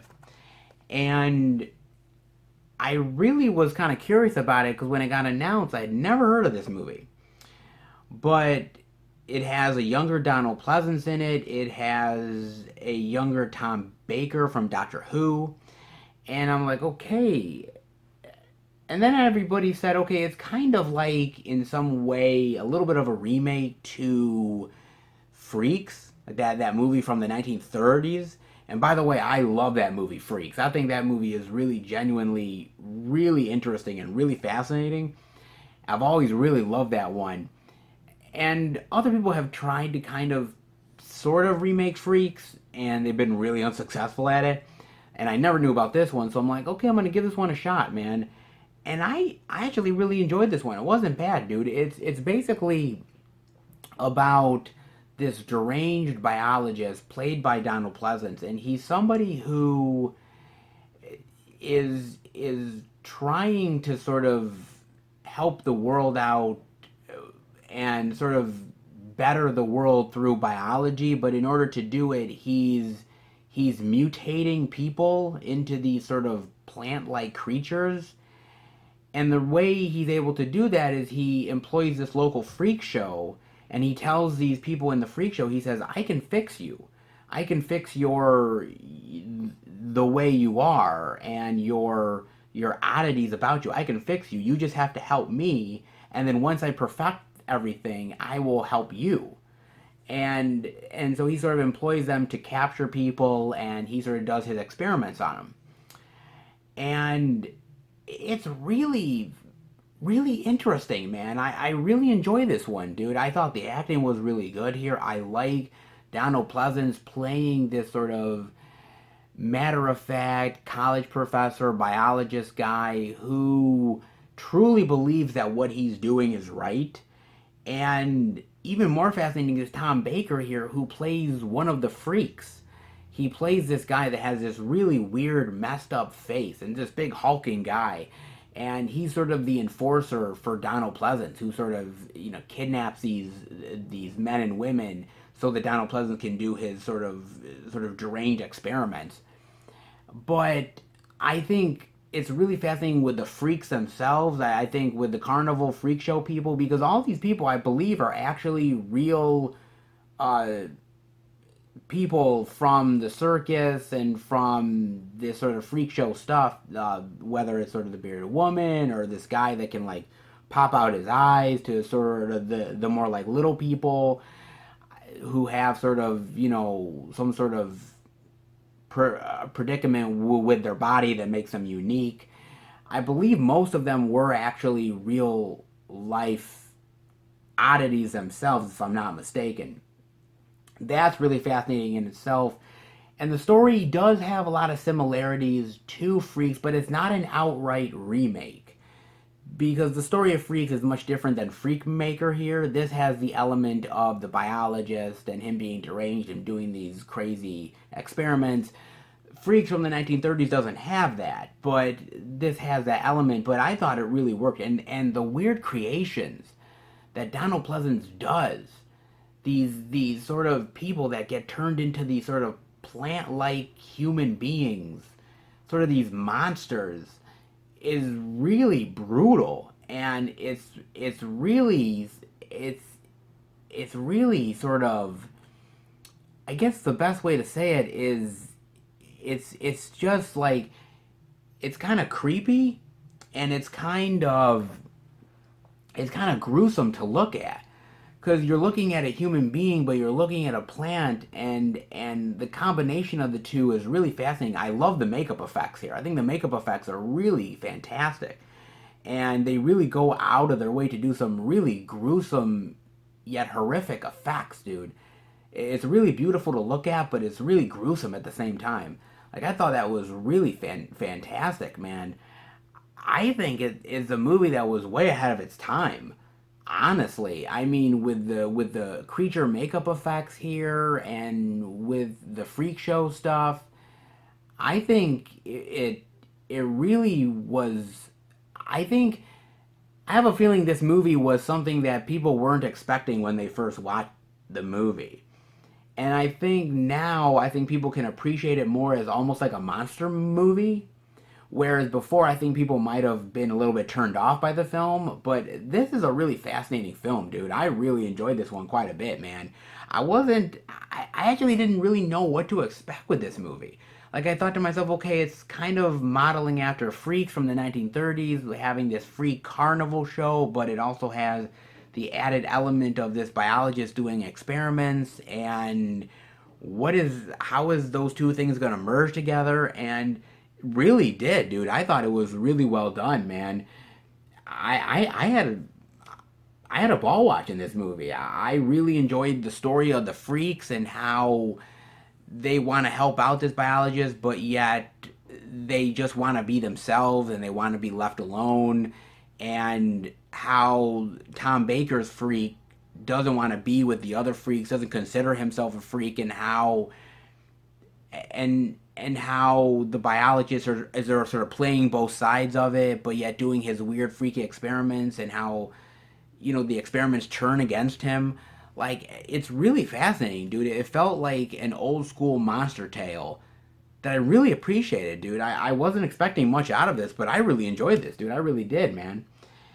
You get here a featurette talking about the movie. You get a commentary track with the filmmakers. You get audio interviews with a lot of the filmmakers and the producers really talking about the movie, talking about employing Donald Pleasance, Tom Baker, the makeup effects, talking about the real life carnival performers who came on board to the movie, and how they had to work with them. Some really fantastic stuff here. A trailer, still gallery, and much more, man. It's really unique and really interesting. If you like old school monster movies, those old sort of MGM black and white sort of freak style movies, then go ahead and check this one out. Like I said, I really love freak style movies. Like, whether it's the old school Freaks, whether it's like a Freaked, that is more of a comedy than anything else, but has sort of that cool sort of freak show element to it. And now with Freakmaker, it's kind of a genre unto itself, really, but it's really fascinating, dude. And I really enjoy this. Some cool makeup effects, my monster stuff, really cool turn of an evil biologist played by Donald Pleasance, a young Tom Baker, I think before he ever played Doctor Who. Like, it's a really interesting time capsule of a movie that I really enjoyed, dude. I wholeheartedly endorse this one, dude. Definitely give it a look, man. Not bad at all, dude. A pleasant surprise from Diabolic DVD. Well worth checking out, man. The Freakmaker. And the next pickup, guys, is some Arrow video goodness. And that is none other than Daniel Isn't Real. Yeah, the UK Arrow video title right here. Now, some really cool artwork here. Very, very trippy art, man. I really like that a lot. On the inside, you end up getting a booklet, and the booklet ends up having, various articles, pictures about the movie. And there is different art on the inside as well, which has this art right there. Not bad, man. Again, I really like the trippy nature of this artwork, so I decided I'm going to stick with that one. But let's talk about Daniel Isn't Real, shall we? Now, have you guys ever watched Drop Dead Fred and thought to yourself, I wonder what it would be like if Drop Dead Fred was a horror movie? If you have, you're not alone, because I've thought about it as well. And when you know it, Daniel Isn't Real takes that idea and runs with it to its fullest potential. Now, this movie is about Luke. And when Luke was a young boy, he was very lonely, and he ended up creating this sort of imaginary friend, Daniel. And they would go on adventures together, and they would, be mischievous. And one day, Daniel makes Luke do something very terrible. And after that, Luke has to sort of lock Daniel away and forget about him. And cut to many, many years later, Luke is now in college, and he's having issues with his mother, and with college, and women, and just a lot of frustrations. And one night it comes to a head with his mother, and things are going pretty badly, and his mind sort of unlocks Daniel from his cage, so to speak. And now Daniel is back in his life, controlling things that he's doing. A lot of good, but eventually a lot of those good things turn really bad, and Daniel starts to control Luke's life and perhaps take over his life. So this movie was really interesting, man. It really was. I had sort of heard about the movie through the grapevine on Facebook and on Blu-ray.com, and I was like, that sounds really interesting. And to me, see, when you have an imaginary friend, basically your imaginary friend is almost part of your subconscious. It really is somebody who does not have any physical restraints, that wants to do things that you secretly want to do but can't. But your imaginary friend doesn't have those type of restrictions that you have, and can just go and do whatever. And the fun that you can have with that when you watch something like Drop Dead Fred is really cool, but yet it can also have really terrible consequences. And Daniel Isn't Real really goes into those consequences and really goes into the horror that can really happen. I think it's really well done here. I think the acting here is phenomenal. I think everybody does a great job, especially Patrick Schwarzenegger. Yes, Patrick Schwarzenegger plays Daniel in this movie. Of course, everybody knows Patrick Schwarzenegger is Arnold Schwarzenegger's son, and big props to him, dude, for doing this movie, because when you're Arnold Schwarzenegger's son, I think there's a part of you that are like, "Oh, I'm just going to do blow 'em up action movies, and I'm gonna get real famous because I'm Arnold Schwarzenegger's son." That's not what he's doing, dude. He's doing some really interesting projects, and big thumbs up for him for doing this one. And him playing Daniel, he's very suave. He's very cool. You want to be around him, but also he's very dangerous and very unpredictable, and you don't know what Daniel is going to do from one situation to the next. There's some moments where he'll sort of get you to be brave and talk to this girl you want to talk to, and then there's moments where he'll take over your body, and he'll have sex with this random woman that you didn't even want to have sex with, but he forced you into it. Or he'll kill somebody, and sort of you have this out of body experience, and you can't help yourself because he's taking over. It's very, it has an element of body horror to it, of psychological paranoia, childhood trauma. It has a lot of really wonderful elements to it mixed in to make this really wonderful horror stew. And it works really well, dude. There's moments of levity here, there's moments of comedy, but there's moments of real horror and pain and suffering, and moments of just not being able to control your own self. It's really fascinating of a movie, dude. It really goes into really the psychological aspects of what trauma and what your childhood can really do to you.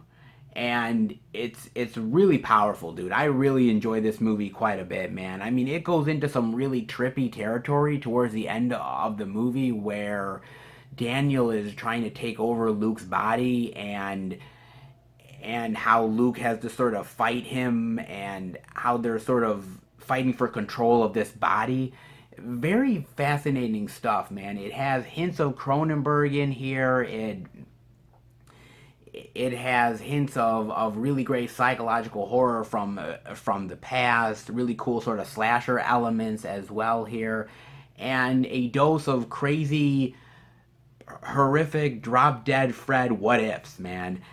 You know, this is an interesting one, man, and it's one that is not released in the US. The only way you can get this is through the UK. And I've always told you guys that you really need to go out of your way to get a region free player, because there are great movies out there that may never get a US release for some ungod knows reason, but there's movies like Daniel Isn't Real, which is really awesome and really has a really interesting way to tell its story. And like I said, it goes into some really fantastic stuff, man. mental illness and entitlement and trauma and just dealing with troubled times, and how you can take your mind and manipulate your mind in a way that takes away your problems. Really fascinating stuff here, man. Honestly, if you guys get a chance to watch this, I highly recommend it, dude. I really do. It takes that great idea of Drop Dead Fred, where you think it's a really cool idea to have an imaginary friend, and just twists it into a really horrific way of having an imaginary friend. After you watch this movie, you do not want to have an imaginary friend anymore. If your kid has an imaginary friend, you tell him to forget that friend. Tell that friend to fuck off. I don't want you hanging around with that imaginary friend anymore. But dad, Stuart he's a good guy. I tell you to get that goddamn imaginary friend away from him. He's gonna manipulate you and turn you into a killer in the future. I don't want that. I'm not saying you have to do that to your kids. I'm just saying probably best that they don't have an imaginary friend. If it turns out to be anything like this, let's just hope that their imaginary friend goes away sooner than you may think.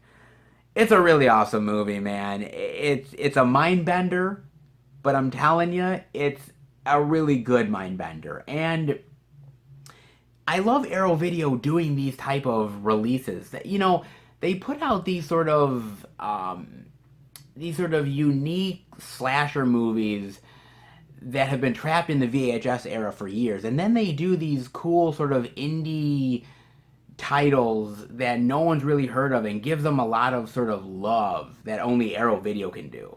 I always really love that, dude, and Arrow Video does it, man. They do it the best. What can I tell you, man? You get here new audio commentary by the director Adam Egypt Mortimer, exclusive to this release. So if it is released anywhere else, it won't have this commentary to it. You also get Beyond the Garden of Earthly Delight, an exclusive video essay on the film and its themes by author and critic. You get deleted scenes, alternate ending, which, by the way, I like the alternate ending, but I think the ending on the movie is much better. You also get a Fright Fest premiere introduction and Q&A, Fright Fest TV interviews with the director, and an exclusive video interview with the director, theatrical trailer, still galleries, and more. Packed as only Arrow Video can do. Guys, if you've ever sat there thinking to yourself, I wonder what a horror movie would be like in the Drop Dead Fred world, well, you have your answer, guys. This is a really, really great mind-bender, paranoia-filled, traumatic movie that does it right, man. A great turn by Patrick Schwarzenegger as the bad guy, and just a really well-made film, dude. I had never heard of it before. This was a total blind buy, but it's one that I'm really happy that I got a chance to watch, dude. Definitely give it a look, man, for all you sort of imaginary friend fans out there. Definitely give it a look. And remember, Daniel isn't real. And the next title that I picked up, guys, is one of the new releases that came out for February. And, oh, what a good one, man. This one's definitely a keeper. And that is none other than Knives Out, man. Very nice, and very nice cover there for the slip, and the same artwork on the inside as well. Nice. Love that so much. Now, Knives Out, dude. Man, what a pleasant surprise Knives Out was. Honestly, man, I was not expecting Knives Out to be even remotely worth it. And it's really hard to do whodunits. It really is. I mean, back in the day, there were so many really wonderful whodunits and murder mystery stories. Those great Italian giallos from back in the day. And, you look at the old school stuff from back in the day, dude. Even TV stuff, like Murder, She Wrote or stuff. I mean, it's always interesting, the old school detective stories, Sherlock Holmes, stuff like that. But doing stuff in the modern day is not so easy if you really think about it. With things like cell phones and the internet and stuff like that, doing a whodunit tale, really, you have to really put your imagination into it and really do something incredibly creative in order to really get people engaged in this story and these tales. And this movie does that in spades, man. I mean, basically, it's about this this writer who's incredibly famous, played by Christopher Plummer, and his family. And his family is very snobbish and kind of greedy, and he has issues with a lot of them. And one night he ends up dying, and the family is going to bury him. They're, whatever. And basically, Daniel Craig's character comes in and says, "Hey, look, this is a murder. I want to solve who did this murder. I want to put this person to justice, and I want to solve the crime." And so he goes out of his way to try to do that. Everybody is a suspect here. It doesn't matter, from any family member to the maids, medical staff, you name it. Everybody is a suspect. And it's sort of just going through the complications and the hilarity and the horror of eliminating the suspects and finding who really did it. And I think it's a really awesome movie, dude. I love every second of this film. I think the acting is phenomenal. I mean, look at the actors here, dude. I mean, Jamie Lee Curtis, Michael Shannon, Chris Evans, Daniel Craig, Toni Collette, Christopher Plummer, Don Johnson. I mean, good lord, man. I mean, this is like a star-studded cast here, and all of them do an amazing job. It doesn't matter from the smallest role to the biggest role. Everybody does amazing. They all get their moment to shine here. Everything is amazing here, and Rian Johnson does an incredible job with this movie. And you know what? Rian Johnson really needed a comeback, dude. And I mean that, because after the really just, man, I don't want to talk about The Last Jedi. I don't want to go into a rant about The Last Jedi, but after that whole thing that happened and the hatred that he got off of that, he really needed something that was gonna bring him back to his roots. And this is a guy that I genuinely like. I mean, I like the movie Brick. I like Looper. Brothers Bloom is okay, but I mean, he's a good director. He just needs the right material and a story that he can really call his own. And this is a really good one, man. I thought this was really phenomenal, really fantastic, and just, I love the horror elements here. I love the humor that sort of undercuts the horror at times, but it's good that it does that. It sort of relieves you, and then you get back to being tense, and then you get that relief at the same time. I really like that a lot. And I think the best here has to be Daniel Craig with his sort of southern drawl and "I'm gonna solve this crime." And it's so good, dude. So fantastic, man. And it just reminds me of so many really great movies back in the day, dude. Things like Clue, which I really love, man. Of that, it's him, it's her, it's that person. It just took me back to some really great old school classic movies that I really enjoyed, man. Knives Out was a real surprise to me, dude. It was a really fantastic surprise, and I loved every single second of it. I highly recommend this movie, man. It. I didn't know where the movie was going. I didn't know, how they were gonna resolve certain things. And once I sort of thought I knew where things were going, it sort of twists the knife a little bit. This is a good one, dude. Not every big Hollywood movie is as good as this, but this proves that you can still have really great ideas out there and do something really unique, man. And they definitely did it in spades, dude. I thought this was fantastic, man. You get an audio commentary by writer-director Rian Johnson, director of photography, and one of the actors.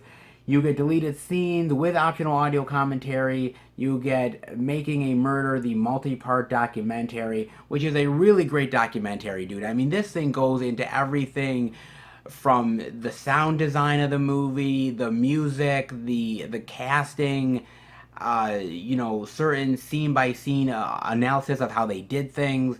Really in depth documentary stuff, man. In theater commentary by Ryan Johnson, director cast Q&A, marketing gallery, meet the Thrombies, viral ads, much more. A lot of really great stuff here, dude. And this is a really phenomenal, just whodunit murder mystery movie. And I wish that more would be done like this because it's so fantastic, dude. I heard they're gonna do a sequel with Daniel Craig's character, and dude, sign me up, man. I'd be on board with it in a heartbeat. This movie was so awesome. I would kill to see it. Well, maybe. Yeah, definitely watch Knives Out, dude. It's so good, man. Not bad. Knives Out. And last but certainly not least, a really great one to end the February pickups with, and that is the Blu-ray of Color Out of Space. Look at this, man. I love this artwork so much, dude. So awesome. With sort of the purple pinkish vibe there. Very cool, man. Same artwork on the inside as well. Nice. And let's talk a little Color Out of Space. Let's talk a little H.P. Lovecraft, shall we? And I love me some H.P. Lovecraft. Whether it's Reanimator, whether it's From Beyond, Dagon, The Unnameable, and much, much more, dude. I mean, there's been some really wonderful movies made about H.P. Lovecraft's work. And there's so much to mine off of those stories.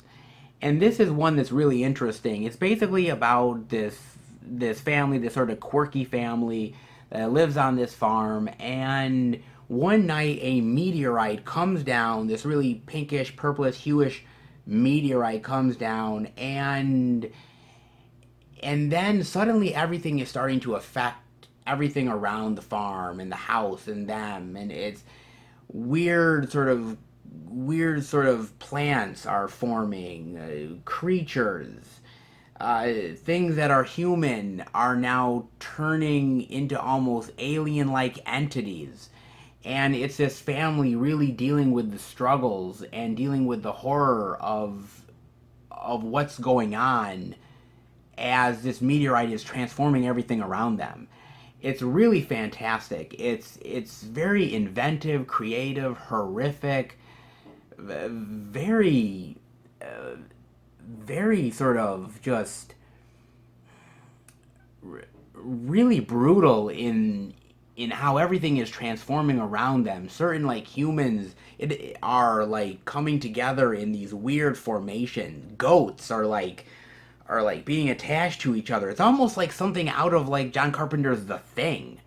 Like these weird sort of things that are forming, and these entities, and how life is being transformed and metamorphosized, and really fascinating stuff, dude. And I really love this movie. I think the acting is great. Nicolas Cage here is really awesome. He's playing calm Nicolas Cage, and then he goes into full-on crazy motherfucker Nicolas Cage, dude. And he is fantastic. Really paranoia, and like just the best Nicolas Cage, dude. He's fantastic here. I think all the actors do a great job. I think the makeup and the creature effects here are awesome. The CGI is really well done. And big props here to the director, Richard Stanley, man. Richard Stanley is so awesome, dude. I've loved Richard Stanley from Hardware and Dust Devil, and he's such a very unique and very interesting director, and he loves really mining everything from a story he possibly can, dude.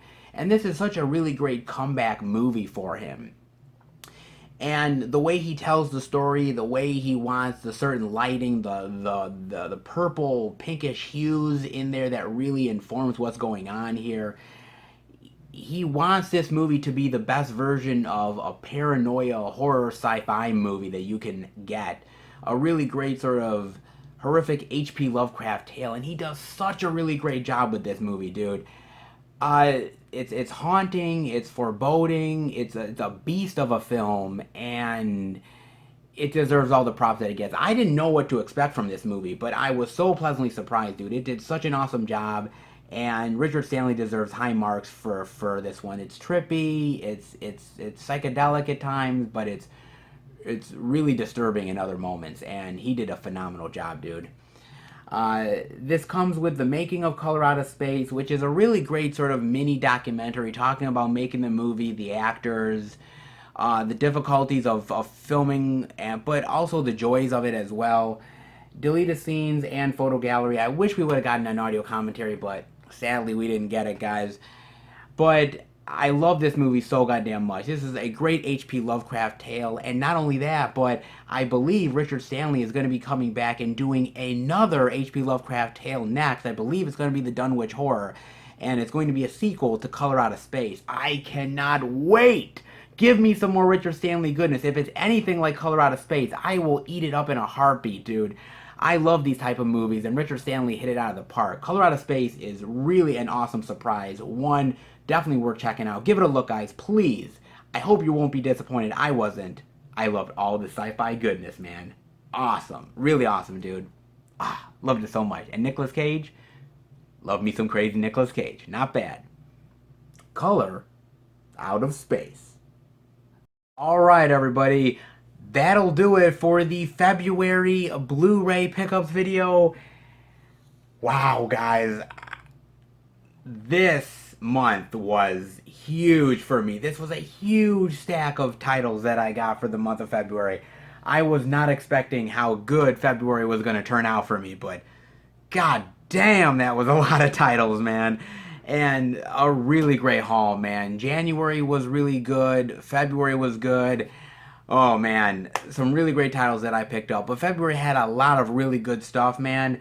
Definitely let me know what you guys picked up. I'm dying to find out what you guys got for that month, man. Some really great stuff out there. Stuff that I didn't even get. So definitely let me know what you guys picked up. And now on to March. And wow, man. You know, February was really good, but March is pretty damn cool as well, man. I'm not gonna lie, dude. Some really great stuff coming in March, dude. You've got stuff that I'm getting still from the UK. Some really great horror titles, retro titles. Dude. Collector's editions, limited editions. Boy, man. 2020 has been really good for me with physical media so far, and March is no exception, dude. March is going to be really fantastic, and so much really great titles to mine. So the great physical media train that I've had from January and now February, it's going to continue in March. Trust me, guys. So definitely stay tuned to that video. It is coming very soon, so definitely stay tuned to that one. And I hope you enjoyed this video. If you did, definitely give it the thumbs up. And if you're new to the channel, welcome. Check out the other Blu-ray pickup videos that I have done. Check out the Blu-ray DVD out and about videos I do every single Tuesday. Check out the theatrical movie reviews I do with my friends, movie topic videos, movie hunting, and much, much more. If you like movies and physical media, hit subscribe and become a part of the Film Fan Nation. Guys, I want to thank you so much for your continued support on the channel. You know, it really is true. I've said it time and time again, but it really honestly bears repeating. I have some of the best subscribers on YouTube. You guys continue to support me, give me really great comments and really great feedback.